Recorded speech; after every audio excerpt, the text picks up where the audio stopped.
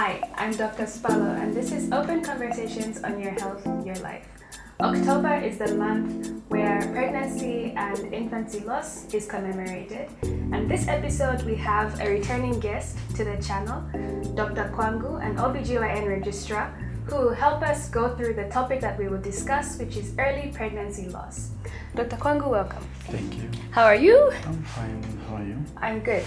So, we'll start with our discussion with basically the first question being, what exactly is miscarriage? And then we'll go through towards how this can be prevented. We'll also go through whether this is legal in Zambia. We'll end with the management, how it's managed in hospitals. So we'll begin from the first question, which is, what exactly is a miscarriage? So basically, a miscarriage is expulsion of retained products of conception before the age of viability. Mm-hmm. So basically, in Zambia, we consider the age of viability at 28 weeks. Mm-hmm. But that is, it gives, when it comes to the community, it's a bit difficult to clarify, because then they count pregnancy in months. Mm-hmm. So they will probably approximate it at 7 months. But first, let's go back a bit. There's a lot of things that you said. Mm-hmm. You said that miscarriage is the expulsion of retained products before viability. So what exactly are retained products in this context? I didn't say retained products, but products of conception. Okay, products of conception. Yes. Before viability. So products of conception, they basically result from fertilization of an egg or an ovum by a good sperm. Mm-hmm. Then if this fertilized egg can develop into an embryo later on a fetus. So it can come out, basically it's coming out of the uterine cavity to the outside world. Okay, and this is spontaneously? It can happen spontaneously or it can be induced. Okay. And then what are the differences between a miscarriage and an abortion? How should we understand these two terminologies? Okay, so when it comes to an abortion, the word abortion, it comes from a Latin word called aboriri. That means to miscarry. Mm-hmm. Yes, so for the medical personnel, abortion and miscarriage are used interchangeably. Mm-hmm. So there's no difference. But when it comes to the community, they consider a miscarriage as something that has happened spontaneously. Mm-hmm. The woman has nothing to do with it. Mm-hmm. When you say abortion, it means that woman intentionally wanted to remove that pregnancy. Okay. So it has those community beliefs and so on and so forth. So it's not a good term to use as a medical personnel in the presence of the community people. Okay.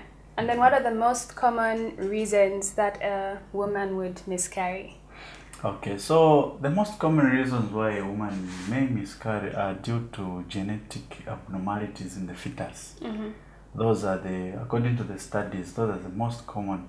The first one being a trisomy 45X, which is basically has to do with Turner syndrome.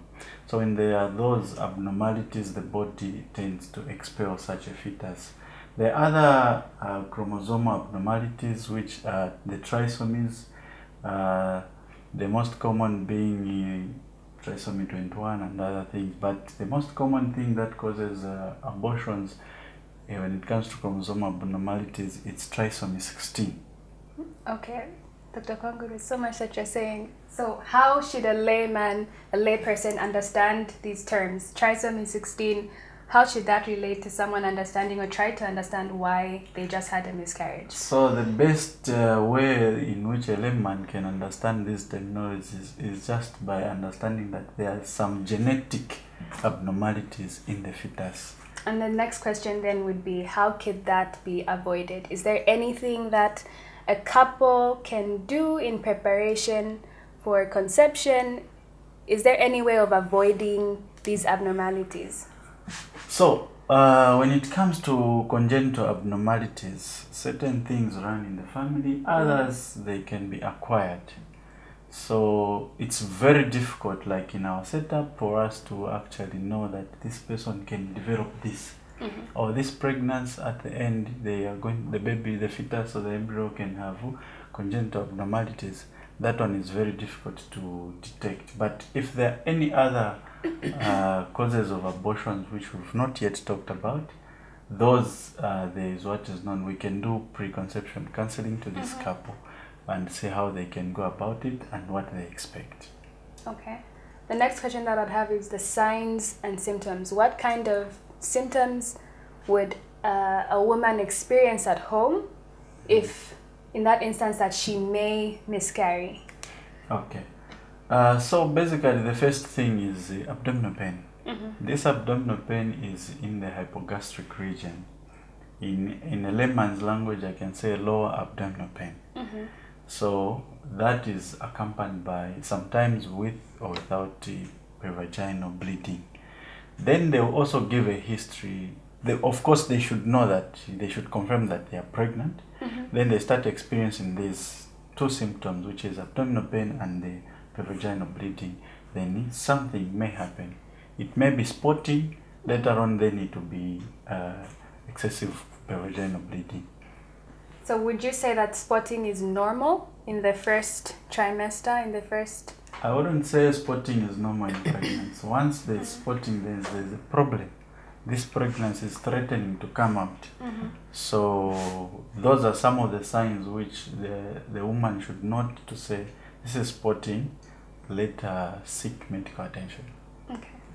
And what would you advise? Are there instances that a woman can have a positive home pregnancy test and not actually have a viable pregnancy? And could you explain these instances?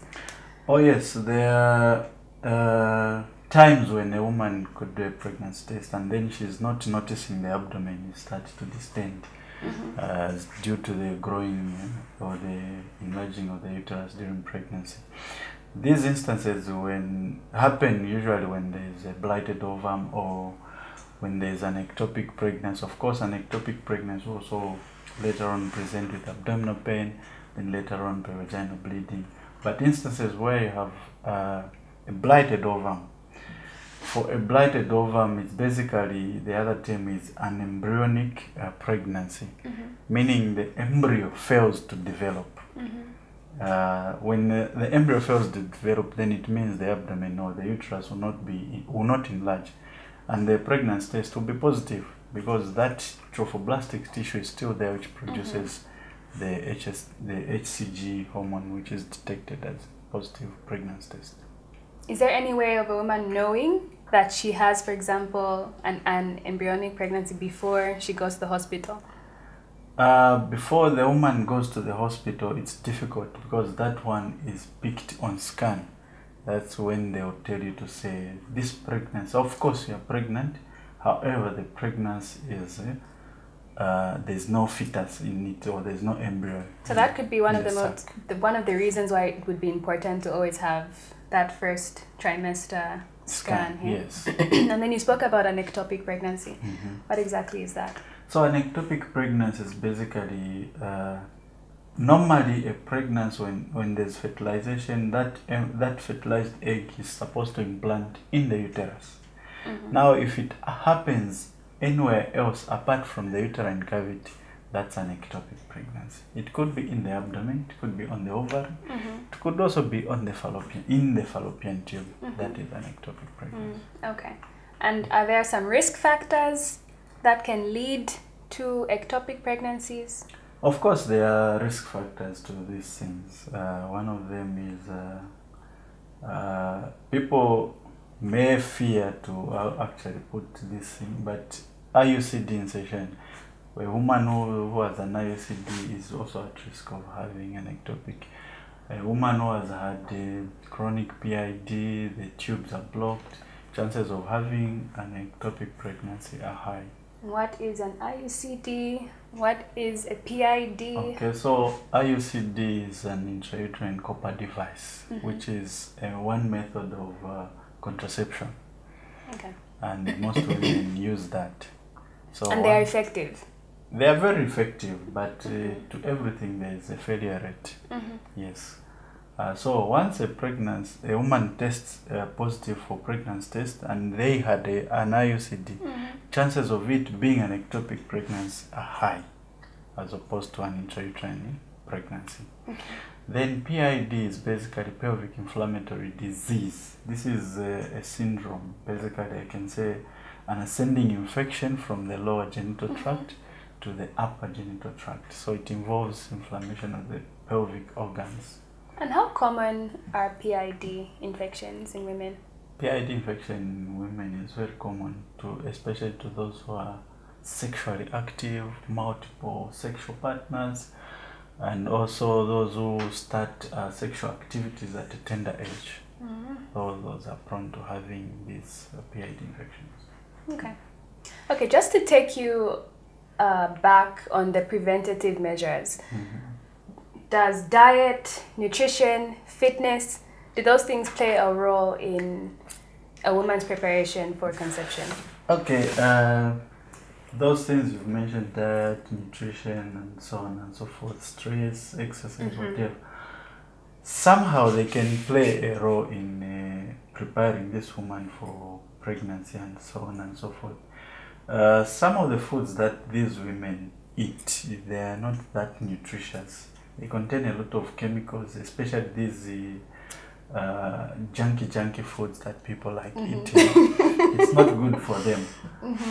When they are preparing for pregnancy, I think they are better off avoiding that and eating something that is nutritional, that has nutritional value, so that they prepare the necessary nutrients that are required for pregnancy. And also alcohol. Any comment? So on alcohol, take alcohol? Alcohol basically is one of the risk factors of spontaneous abortions or miscarriages rather. If you're preparing to get pregnant, you better off stop. How many taking months alcohol. would you say a woman should take a break I for? think before conception, 3 months is fair enough. Okay. And then let's briefly discuss the special group of HIV mothers. Do they have a higher risk of miscarriages? So HIV itself, HIV virus, that's an active infection which is going on in this woman. It's a risk factor. It's one of the causes of miscarriages. So these women are at high risk of aborting. So HIV, viral load, CD4 count, they move together. If the viral load is high, CD4 usually is low. Viral load is low, CD4 is usually up. So if the viral load is high, then meaning the activeness of this HIV is on the higher side. So this woman is also at risk of aborting. What about her partner? If this is a discordant couple and her partner is the one who is positive, does that play a role in the quality of his sperm? Basically on the partner. So you mean the man is the one who's HIV positive? Okay. So it reduces the immune system. HIV itself reduces the immune system. It impairs the nutrition status of this person. So basically the quality of the sperm is also somehow affected, but there are no exact studies to say HIV does this and this, but however, it can cause a poor quality sperm. But most of them, they have good quality sperm, but there are no studies to indicate that. Okay. And then, can you tell us a little bit about cervicages, cervical cervicages? Is this something that a woman can come to the hospital and request? Okay. Which women qualify for a cerclage, and what exactly is it? Okay. So basically, the first thing, in a layman's language, a cerclage is a suture which is put on the cervix to tighten the cervix. So the women who qualify for this, the cerclage, are those women with an incompetent cervix. Incompetent, we mean it's weak, it cannot hold a pregnancy. So these are women who tend to lose their pregnancies in the late second trimester, 20 weeks and above. And these fetuses they lose, they are always live. So those are the women who qualify to have a cerclage put. And how does this cervix become weak? So as one of them is cervix itself, there's collagen there are muscle fibers and so on and so forth. So one of them is, those are autoimmune diseases, others are acquired. And as the woman keeps on aborting and aborting, the cervix tends to be weak and weak and weak, just like that. Okay. So this is something that a hospital, or rather a medical personnel, would have to diagnose. Yes. A cervical weakness, incompetence. And then they are the ones who suggest a cerclage. To the patient, yes. Right, okay. Okay, that makes sense. Okay, the next question is on abortions and their legality in Zambia. Can you speak a little bit on this? Are abortions legal once and for all? Can So you let's use the tell us? term miscarriage. Yes. Yes. So miscarriages are legal in Zambia.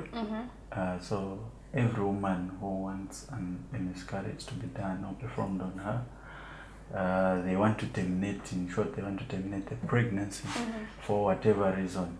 It's legal in Zambia. They just need to go to a facility which is offering that service, and they'll be helped.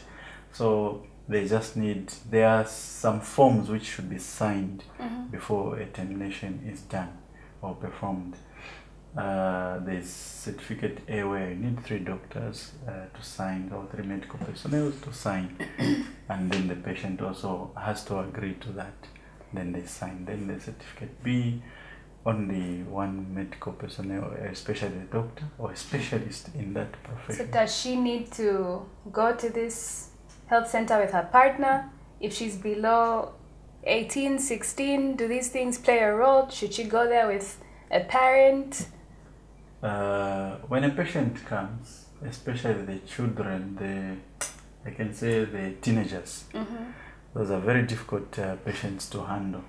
Most of the times they will not come with a parent because they are afraid of what will happen. Most of the time they will not come with a partner. One, the partner may be older than her, way older than her, so they should be feeling shy, and the partner himself also be feeling shy. 2, sometimes the partner is of the same age, they tend to run away.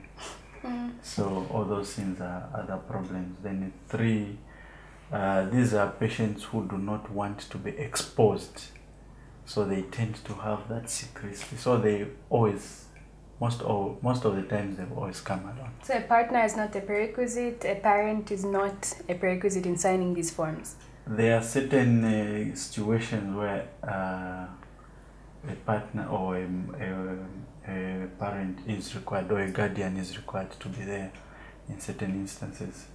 But if things go to the waste, it can be done. Okay. Yes. And then maybe we can also touch on some of the risks involved in termination of pregnancies at home. Okay. So when a pregnancy is terminated at home, 1, it will not be done by a professional person. And the risks are that when you're terminating a pregnancy, you are detaching this implanted embryo to the uterus. So you're detaching it.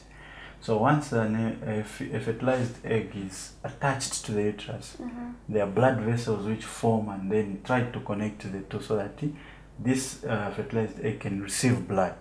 So when you remove that, then you're detaching the two. What will remain is that these vessels will remain open on the uterus, and they'll continue supplying blood. So they tend to bleed. So as they bleed, they can bleed to death. If at all they stop bleeding, depending on how it was done, they can also become septic. By septic, I mean those retained products can become foul-smelling, patient will have fever and so on and so forth. Then they will, later on, as a medical personnel, they will diagnose sepsis and that can lead to death. Okay. Yeah. So your advice for any woman, any young girl thinking about possibly terminating at home? What I would advise them is that they should not terminate at home. There are facilities offering these services, like Kasenengwa district, Ichpata district, Katete. There are these health centers everywhere which are offering these services. They are better off going to the health facility. They will be helped, and the things will be done properly. Yeah, so that it's done in a safe and controlled environment. Yes. Okay, and then of course we can end with the hospital management of miscarriages. So this is the instance in a lady who the process has already begun and there's no turning back. She's going to lose this pregnancy, what exactly happens in the hospital? So managing of miscarriages, basically, it involves one, at the stage of pregnancy. Again, two, it involves how the patient presents. A patient may present to you in shock because they tend to bleed a lot. So they'll present in hypovolemic shock. The BPs are low, the pulse is high, patient will be breathless, restless, and so on and so forth. So in such a case, you treat the shock. When you treat the shock, then you are going to now make sure that you evacuate whatever has remained. Give oxytocin and the uterus may contract. So, that is when evacuating, that is surgical now, the surgical method of managing a miscarriage. You can either use an MVA set or you can do ERPC. That is evacuation of the 10 products of conception in theatre. And the MVA set, what exactly goes into that process? So the MVA is manual vacuum aspiration. So you're basically removing those things manually with an MVA kit, which is always found in the gynae ward. That one is for the medical personnel to know. Yeah. The other thing is when you're managing miscarriages, there is also the medical part, where you can just give misoprostol depending on the gestation age of this pregnancy. Usually medical management of abortions or miscarriages are encouraged if the pregnancy is less than 13 weeks. That one is very much safe. Anything above, you're better off going to the hospital where they will guide you on how things will be done. Okay. Yes. So when we speak about miscarriages, I guess there are two groups of women. There are the women who keep trying and keep losing these pregnancies, and then there are the groups of women who are accidentally, let's call it that, accidentally finding themselves pregnant and keep terminating. What advice would you have for the ladies who keep trying and keep losing these pregnancies? So for the ladies who keep trying and then they keep losing the pregnancies, my advice is that once they notice that they are pregnant, they need to go to the hospital to see a specialist, not only to see a doctor or a nurse or whatever. They need to see a specialist, that's an obstetrician and gynecologist, who is going to help them on how things may be done. There are certain things which are beyond even the specialist. However, they just need to hold on, and whenever they get pregnant, let them inform the specialist in good time. Okay. And for the second group of women? For the second group who have of had women, multiple terminations. Who have had multiple terminations, my advice is that there will be a point where there are consequences of these things. So when you have a lot of terminations and then a lot of MVAs are done on that uterus, chances of that uterus healing by fibrosis, where the uterus inside there, the endometrium heals by fibrosis, it hardens a bit, chances are these patients will present with infertility problems in the near future. Okay. So my advice is that let them avoid such things. They are better off going to the hospital where they should be cancelled and advised on what should be done. Because I'm assuming a lot of them would make these decisions when they're younger and are not actually thinking about the future. Yeah. And then when they get to that point that they get married and begin to try, and then all of a sudden, do you see many people coming in with infertility? I've seen several of those who had 3 or 4 miscarriages in the gynae clinic. Such things are happening. They do happen. Yes. So the best is, if you don't want to keep a pregnancy, avoid it. Don't get pregnant so that you keep on terminating and so on and so forth. There are consequences for those terminations.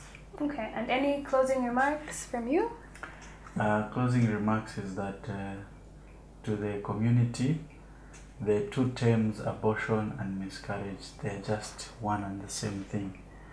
Please do not misinterpret the medical personnel who will be telling you to say this is an abortion, to say they are telling you you aborted yourself. No, they are not meaning that. They're basically using the correct terms. The terminologies are interchangeable. Okay. Thank you so much. There's so much that we've discussed on this episode. If any questions, comment down below. We'll try our best to answer further. Thank you, Dr. Kwangu, for joining us, and we hope to see you soon. Thank you. No problem.